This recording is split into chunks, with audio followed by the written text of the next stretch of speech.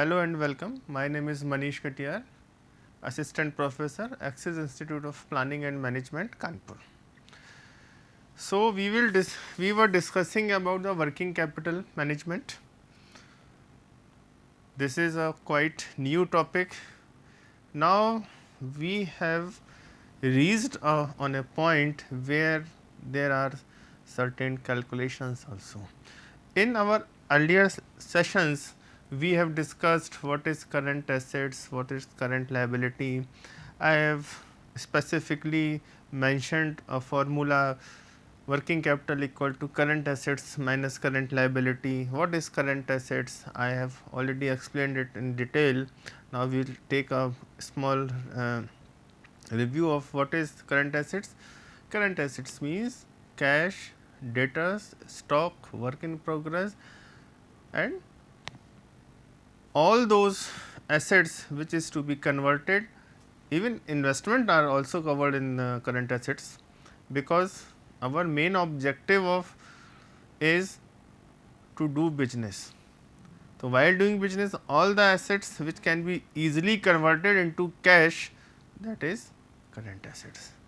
Never ever, please, I am requesting all those students who can very easily say, sir, building को भी तो बेच सकते हैं, प्लांट मशीनरी को भी तो बेच के कन्वर्ट कर सकते हैं कैश में. अरे भैया, if you convert your plant machinery and fixed assets like office building, factory building into cash, so where will you do your all manufacturing production activity? So, please थोड़ा सा difference समझिए what is current assets and long term assets. In the same way, what is current liability? Current liabilities are those liabilities which can be paid off or which is to be paid off within a one financial year by the organization. Okay. So, working capital is the difference between current assets minus current liability, we have already discussed. Second part I have already discussed is working capital cycle, in which we draw cash, then we acquire raw material is converted WIP into finished goods into sales के दो part होंगे, cash में और credit में, यानी कि debtors generate होंगे. तो वो पूरा एक साइकिल को भी हम लोगों ने स्टडी करने की कोशिश करी. अब हम लोग यहाँ पे कैलकुलेशन कर रहे हैं वर्किंग. अब while studying our next topic, that is assessment and computation of working capital, we need to focus on, suppose if we have cash and with this cash we purchase raw material, how much time is required to convert that raw material to finished good. Suppose we are making production in batches, one batch takes at least 1 week, that means my cash is invested in 1 week. Finished goods is produced. Suppose that goods is kept in a warehouse at least 3 days, यानी कि हमारा 3 दिन का additional investment हो गया. Next one is debtors ने हमारा payment रोक लिया 10 दिन के लिए, तो 10 दिन और ऐड कर देंगे. तो ये सारे कैलकुलेशन को स्टडी हम लोग यहाँ पे करने जा रहे हैं. ठीक है, understand. Next, assessing the working capital needs. The methods are briefly explained as follows. Current assets holding period. Current assets holding period कब तक उसको अपने पास संभाल के रखना है, नंबर ऑफ डेज में कैलकुलेशन होगी. To estimate working capital needs, I have taken an example also. I have made a solution for this example also, so that you can easily understood what I am actually saying or what I am actually trying to convince you. Current assets holding period. To estimate working capital needs based on the average holding period of current assets and relating item to cost based on the company's experience in the previous year, this method is essentially based on the operating cycle concept. हम आपको पहले भी बोला था starting में कि operating cycle को अपने माइंड में रखिएगा. Ratio to sales. To estimate working capital needs as a ratio of sales on the assumption that current assets changes with the change in sales. ठीक. Next, ratio of fixed investment to estimate working capital requirement as a percentage of fixed investment. A number of factors will, however, be impacting the choice of method of estimating working capital. Factors such as seasonal fluctuations, already discussed, accurate sales forecast, this is simply a forecast, not an actual figure. Investment cost and variability in sale prices would generally be considered. The production cycle and credit and collection policies of the firm will have an impact. Again, please focus on the word would generally be the production cycle and credit and collection period policies. This is one of the major portion of this concept. Production cycle, how much time is taken to convert that raw material into finished goods is production cycle. Credit and collection period, suppose we have made sales on the cash basis, that automatically will reflect in the cash book, but if the sales is on a credit basis, that means we have not received cash, we have allowed credit period to debtors, and debtor will take at least 20 days, 15 days, 14 days. That situation is not beneficial at all while calculating the working capital requirement. Will have an impact on working capital requirement, therefore, they should be given due weightage in projecting working capital requirement. We as a finance manager simply projecting, this is not an actual figure. Okay. हम लोग सिर्फ अनुमान लगा रहे हैं कि ऐसे से ऐसा होगा. कई बार क्या होता है, हमने क्रेडिट पीरियड अलाउ किया डेटर्स को 21 डेज़ का, डिस्काउंट ऑफर किया, नेक्स्ट डे वो पेमेंट करके चला गया. कैश डिस्काउंट और क्रेडिट डिस्काउंट का तो पर्पज़ यही होता है ना, ऑफर करने का. Next, computation, how we will compute, please note down this formulas. With the help of this formula, we will calculate a whole question. It will take a lot of time. Simply, raw material storage period. Again, how many days our raw material is kept at the warehouses or factory. Average stock of raw material divided by average cost of raw material consumption per day.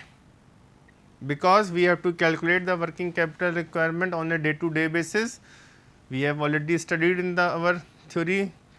हमको प्रतिदिन के लिए cash की requirement होती है, तो यहाँ पे देख रहे हैं कंजम्पशन पर डे को एक बनाया गया. Second one is work in progress holding period. Don't memorise और don't simply mug this formulas. Please conceptually understand this topic. I will solve a numerical question also with the help of these formulas.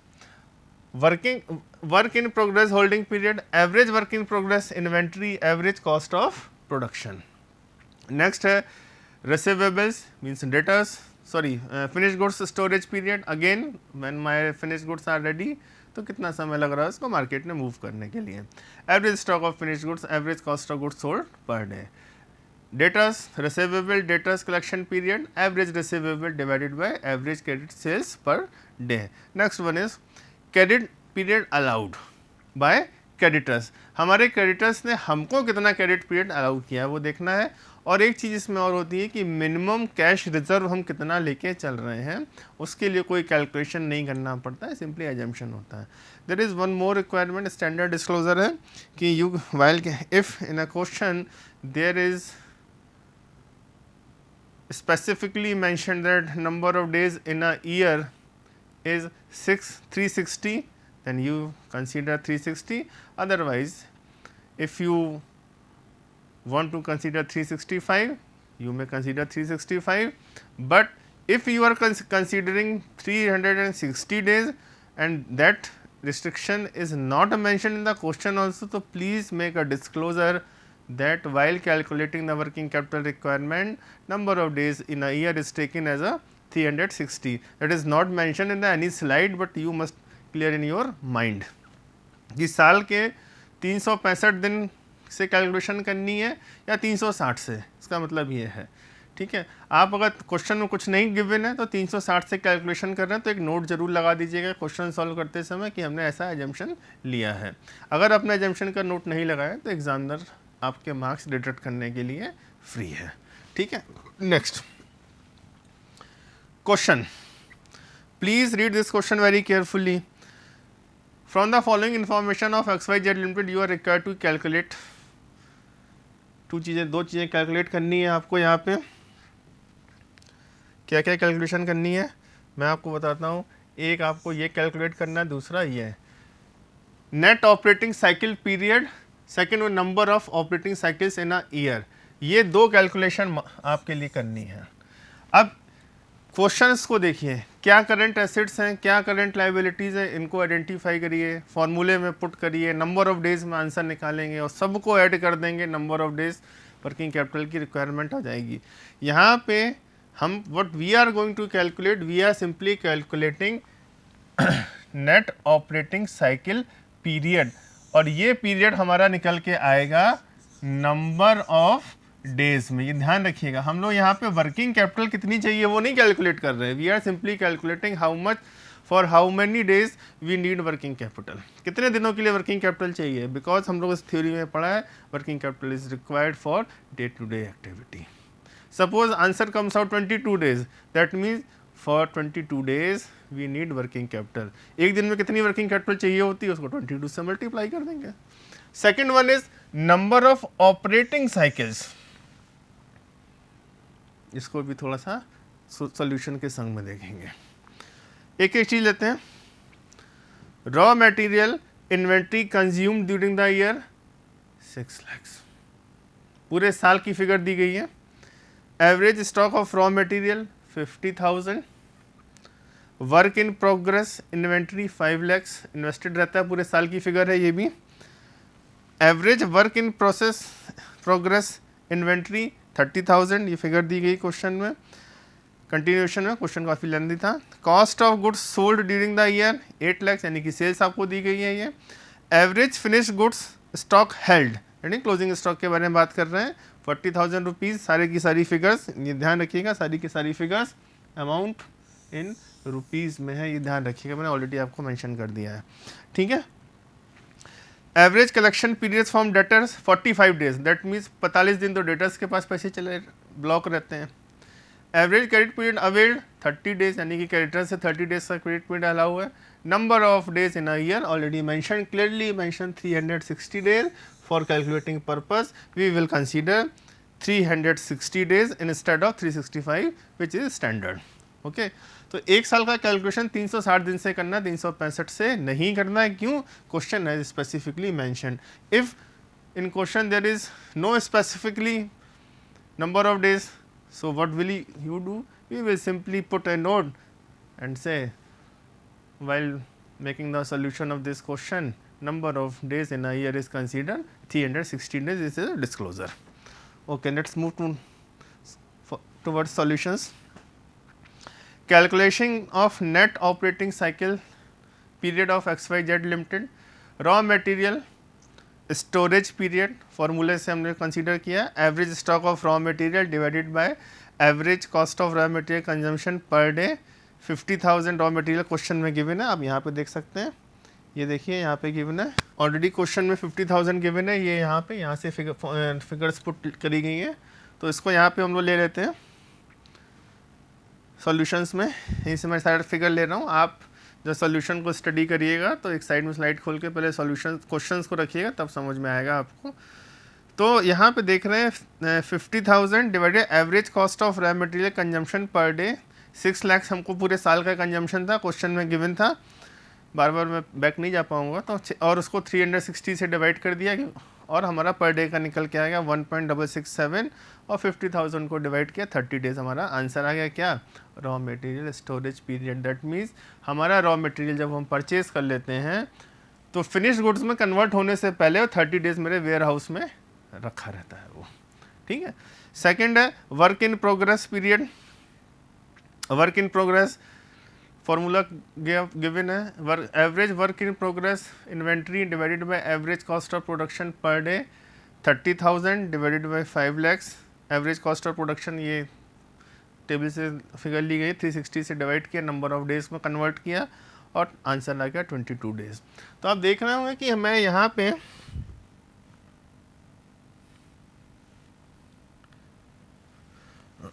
आप देख रहे होंगे इनको मैंने अलग red colours में लिख रखा है। ये इसीलिए लिख रखा है कि आप जब कैलकुलेशन करें तो कैलकुलेशन करते समय आपको कोई दिक्कत ना आए, इसीलिए मैं रेड अभी मैं यहाँ पे ब्लॉक्स में इसको लिखता चल रहा हूँ। Next one is finished goods stock. 3 चीज़ें कवर हो रही हैं, raw material, WIP and finished goods. Finished goods मतलब है जब गुड्स मैन्युफैक्चर हो गई कितने दिन तक वो हमारे स्टॉक में हम या वेयर हाउस में एज ए फिनिश स्टॉक रहती हैं। Example formula is given, finished goods storage period equal to average stock of finished goods divided by average cost of goods sold per day. इसको भी हमने यहाँ से डिवाइड किया और 18 डेज हमने यहाँ पे निकाल दिया। और ऑलरेडी हमको क्वेश्चन में गिवन था ये 45 डेज ऑलरेडी गिवन था और 30 डेज का क्रेडिट हमको ऑलरेडी अलाउ किया था क्रेडिटर्स ने। तो आप देख रहे हैं ऑर्बिटिंग साइकिल का हमने आर ये पूरा लिया और सी को माइनस कर रहे हैं, यानी कि क्रेडिट पीरियड हमको कितना अलाउ किया गया क्रेडिटर्स की तरफ से उसको माइनस कर दिया, तो हमारे पास टोटल 85 डेज की फिगर आ गई। देख रहे हैं सबको ऐड करके। सेकंड था क्वेश्चन में number of operating cycles in a year. तो number of operating days in a year 360 divided by 85, तो 4.23 टाइम्स ये एक स्टैंडर्ड निकल के आया कि हम किसी भी गुड्स को रॉ मटेरियल से फिनिश गुड्स में कन्वर्ट करते हैं तो 85 डेज लग जाते हैं हमको। और इस वजह से पूरे साल में जो हमारी टर्नओवर की एक्टिविटी है, रॉ मटेरियल परचेज करना, फिनिश गुड्स में कन्वर्ट करना, उसको फिर सेल्स के थ्रू कैश और क्रेडिट सेल्स के थ्रू उसको कन्वर्ट करते करते हमको ये एक्टिविटी पूरे साल में केवल हम 4 बार कर पाते हैं। और ये जब हम लोग इन्वेस्टमेंट एनालिसिस पढ़ते हैं, ये एक्टिविटी जिसकी जितनी 4 की जगह 6 हो जाए, 8 हो जाए, बहुत बढ़िया आंसर होता है ये। ठीक, तो ये कैलकुलेशन मैंने आपको शो करी है, प्लीज़ इस कैलकुलेशन को अपने घर में प्रैक्टिस करिए। इसी तरह के न्यूमेरिकल्स आते हैं, ये पूरा एक कंप्लीट न्यूमेरिकल मैंने लिया था, आपसे 2 या 3 फिगर देख के कैलकुलेशन कराने के बारे में बात करेगा। तो ये नंबर ऑफ डेज निकले हैं। Working capital requirement, how much working capital is required for 85 days, it is not calculated in this question. Okay, in this question we simply calculated for how many days we require working capital, that is 85 days. Next है estimation of amount of different component of current assets and current liabilities. इसके भी कुछ formulas हैं, उनको देखते चलते हैं। estimation of current assets, raw material inventory, the fund to be invested in raw materials inventory may be estimated on the basis of production budget. The estimated cost per unit and average holding period of raw material inventory by using the following formula. Estimated production in units multiplied by estimated cost per unit multiplied by average raw material storage period divided by 12 month and 365 days. ये calculation हो गई है। Work in progress inventory का formula दिया हुआ है, finish goods का फॉर्मूले दिए गए हैं, रिसीवेबल के फॉर्मूले दिए गए, लास्ट में कैश एंड कैश इक्विवेलेंट्स के बारे में डिस्कस किया गया है। और यहाँ पे एक चीज़ आप हमेशा ध्यान रखिएगा प्लीज़, वो देखने वाली बात यहाँ पे ये है कि minimum desired cash and bank balance to be maintained by the firm, ये कैलकुलेशन इसकी कभी नहीं करी जाती है। हमको कितना कैश चाहिए, कितना बुक्स में कैश चाहिए, कितना बैंक अकाउंट में कैश मेंटेन करना है, ये that policy is decided by the that not policy, that amount is decided by the finance manager. In case that amount is kept for contingency situations only. Okay, तो ये कभी भी calculation नहीं होती है। तो कैश एंड कैश इक्विवेलेंट का जो आपका जितना आपको चाहिए वो आप अपने हिसाब से डिसाइड करेंगे। और न्यूमेरिकल क्वेश्चन, ये तो प्रैक्टिकल बात होगी, but in numerical question they will simply give you the figure for desired bank balance and cash balance. Okay, next estimation of current liabilities, same way में करंट लाइबिलिटीज को calculation के बारे में दिया गया है।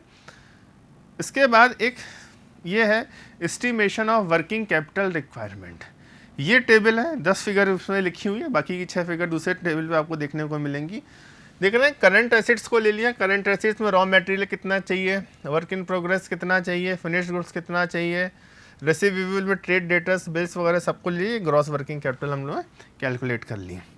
टाइप ऑफ वर्किंग कैपिटल हम लोग पढ़ के आ रहे हैं, what is gross working capital and net working capital. तो ये ग्रॉस वर्किंग कैपिटल है, again you can verify it. Gross working capital means all the current assets including minimum cash balance. और प्लीज देखिएगा कि अमाउंट के 3 column हैं, क्यों? ये इनर कॉलम, ये आउटर कॉलम है ना, फाइनल कॉलम, यहाँ पे केवल ग्रॉस वर्किंग कैपिटल शो करी जाती है। ये एक सिस्टम है, शो करने का तरीका है, ठीक है। ये ग्रॉस वर्किंग कैपिटल का कॉन्सेप्ट हो गया। नेक्स्ट है current liabilities, trade payables, payables and overhead. अब यहाँ पे excess of current assets over current liabilities, ये सेकंड पार्ट था। अब यहाँ पे देख रहे हैं excess of current assets over current liabilities. अगर हम पीछे वाली स्लाइड में जाके देखें तो ये देखिए नंबर 1 था, इसके आगे वाली स्लाइड पे आ रहे हैं तो ये नंबर 2 कैलकुलेशन कर रहे हैं। और इन दोनों का जो डिफरेंस यहाँ पे हमने निकाल के ये आउटर कॉलम में लिखा है। प्लीज़ कॉलम को स्पेसिफिकली सॉल्यूशन करते समय देखिएगा, और इसकी प्रैक्टिस के लिए काफ़ी टाइम चाहिए होता है। नेक्स्ट है ऐड सेफ्टी मार्जिन, कितना आप लेना चाहते हैं ये डिज़ायर्ड होता है, इसको यहाँ पे ऐड कर देंगे। ये क्या हो गया, देखिए 3rd and 4th, ये वाली फिगर और ये वाली फिगर को जोड़ के ये आ गया आंसर पूरा, नेट वर्किंग कैपिटल। तो ये फॉर्मेट है, इस फॉर्मेट को मेमोराइज कर लें, अच्छी बात है। 1-2 न्यूमेरिकल क्वेश्चन प्रैक्टिस करेंगे, आ जाएगा। और उसके पहले हमने नंबर ऑफ डेज में आपको दिखाया था, ठीक है। तो ये था वर्किंग कैपिटल का कैलकुलेशन का कॉन्सेप्ट। अब हम लोग नेक्स्ट में मूव करेंगे, नेक्स्ट लेक्चर में मिलेंगे। So thank you very much for being with me, thank you.